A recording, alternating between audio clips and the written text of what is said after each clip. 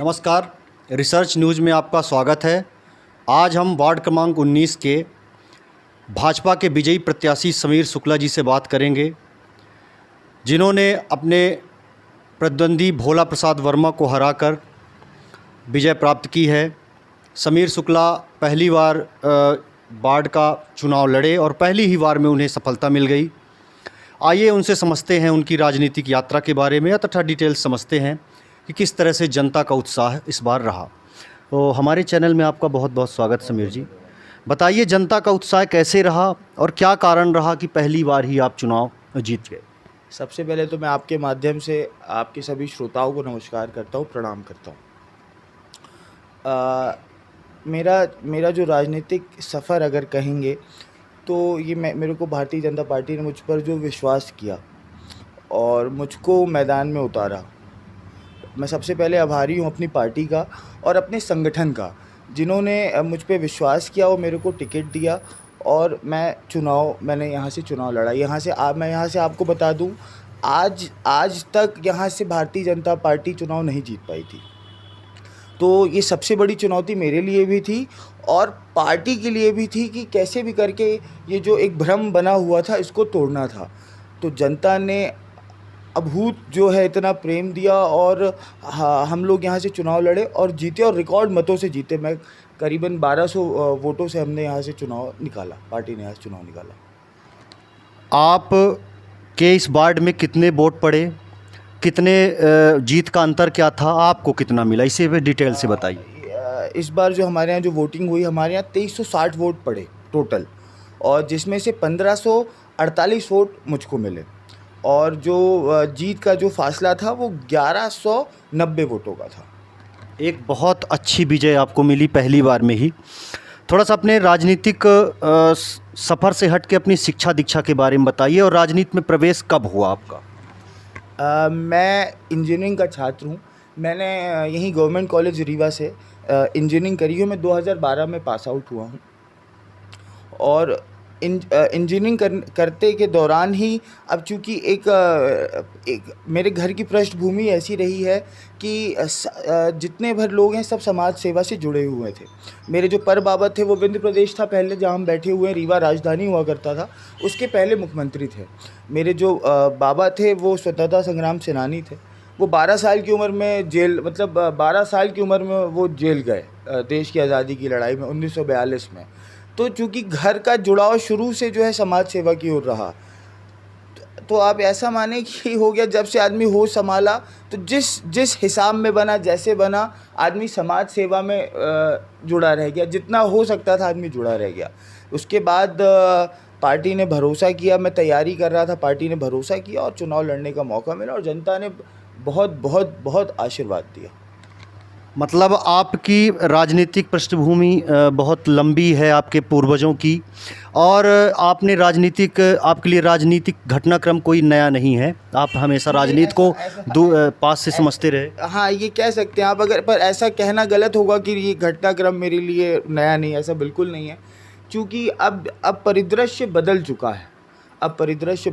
है, पर हाँ, हम चूँकि अपने कहानी किस्सा तो सुना करते थे कि ऐसा था, फिर वैसा था, फिर ये था।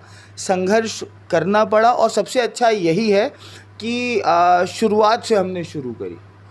आदमी ने ज़ीरो से शुरुआत करी और परिणाम सुखद रहा, अच्छा रहा। ये सोच के अच्छा लगता है कि नहीं, हमारी मेहनत सफल हुई।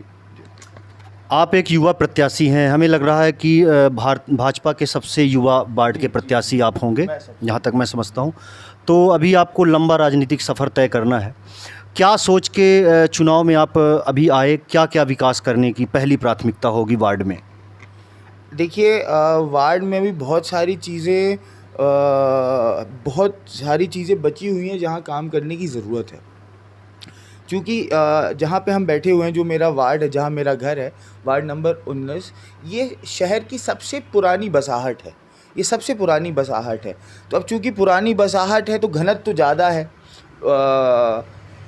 और पुरानी बसाहट होने के कारण यहाँ पे नालियों की थोड़ा दिक्कत है, यहाँ खड़ंजों की थोड़ा रोडें हैं उसकी थोड़ा समस्याएं हैं। तो सबसे पहला काम तो ये है कि सबसे मुख्य रूप से नालियों की व्यवस्था सुचारू रूप से वार्ड में हो जाए। अब चूँकि बरसात का मौसम है और पानी गिरेगा, नाली चूँकि पुरानी नालियाँ हैं, तो सबसे पहला एजेंडा तो यही है कि हम नालियों की व्यवस्था, नालियों को इतना व्यवस्थित कर दें कि कम से कम ना सड़कों में पानी आए, ना किसी के घर पानी घुसे। दूसरा जो सबसे बड़ा एजेंडा है वो हमारे प्रधानमंत्री मोदी जी का जो सपना है कि कोई भी आदमी जो है कच्चे मकान में ना रहे, सबके ऊपर पक्का मकान रहे। प्रधानमंत्री आवास योजना के तहत सबसे बड़ा काम ये है कि जितने पात्र लोग हैं हम ज़्यादा से ज़्यादा लोगों को पक्का मकान दिला सकें। दूसरी जो हमारे माननीय प्रधानमंत्री की जो सबसे बड़ी योजना है खाद्यान्न वितरण को लेके, हर पात्र आदमी को उसके घर में जो है गल्ला पहुंचना चाहिए। ये जो व्यवस्थाएं हैं ये ज़मीनी तौर पे इसको बड़ा व्यवस्थित करना है। ये सबसे बड़ी चुनौती है कि हम इसको व्यवस्थित तौर पे हर पात्र आदमी तक उसकी जो सरकार की योजनाएं हैं उस तक हम पहुंचा सकें। ये सबसे बड़ी हमारी सफलता रहेगी। मतलब सरकारी योजनाओं को जन जन तक पहुंचाना, योग्य लोगों तक पहुंचाना। इस बार के चुनाव में लंबे समय बाद कांग्रेस का महापौर बन गया है, इसको आप किस तरह से देखते हैं? अब देखिए, सरकार भारतीय जनता पार्टी की है। कहीं ना कहीं अगर देखा जाए तो मुझे ये लगता है कि अगर हमारे महापौर होते, भाजपा के महापौर होते, तो 4 इंजन की सरकार होती। 4 इंजन की सरकार ऐसी होती कि मुख्यमंत्री हमारे हैं, विधायक मंत्री जी हमारे हैं, महापौर हमारे होते, पार्षद हमारा होता, तो विकास कहीं अवरुद्ध नहीं होता। अब कहीं ना कहीं देखिए अवरुद्ध होने की संभावनाएं ज़रूर हैं। अवरुद्ध चूँकि क्या है, अब महापौर जी मैं उम्मीद करता हूँ कि महापौर जी बिल्कुल कहीं ना कहीं बहुत अच्छा काम करेंगे। वो बिल्कुल पार्टी से, अब जब आदमी एक बार किसी पद में आ जाता है तब पार्टी का लेवल मायने नहीं रखता कि मैं भारतीय जनता पार्टी से हूँ कि महापौर हमारे कांग्रेस से हैं। इससे बहुत फ़र्क, मुझे लगता है ऐसा बिल्कुल फ़र्क नहीं पड़ना चाहिए। पर कहीं ना कहीं अगर महापौर भी हमारे होते तो जो विकास की गति है वो ये मान के चलिए कि 200 किलोमीटर प्रति घंटे की रफ्तार से हमारी ट्रेन दौड़ती। अब कहीं ना कहीं थोड़ा सा ऐसा प्रतीत होता है कि ये थोड़ा विकास कहीं ना कहीं बाधित होगा। पर ये भाजपा के संगठन को थोड़ा ज़रूर सोचना चाहिए कि क्या कारण रहा कि लोग ने बदलाव किया। खैर, हमारे चैनल में बात करने के लिए आपका बहुत बहुत धन्यवाद। तो ये थे हमारे साथ समीर शुक्ला जी, जो एक युवा प्रत्याशी हैं भाजपा के, जिन्होंने भारी अंतर से अपने प्रतिद्वंदी भोला प्रसाद वर्मा को मात दी है, तथा उन्होंने बहुत अच्छी बातें की वार्ड के विकास के बारे में, और आगे उन्हें सफलता, जनता का स्नेह उन्हें मिलता ही रहेगा। धन्यवाद।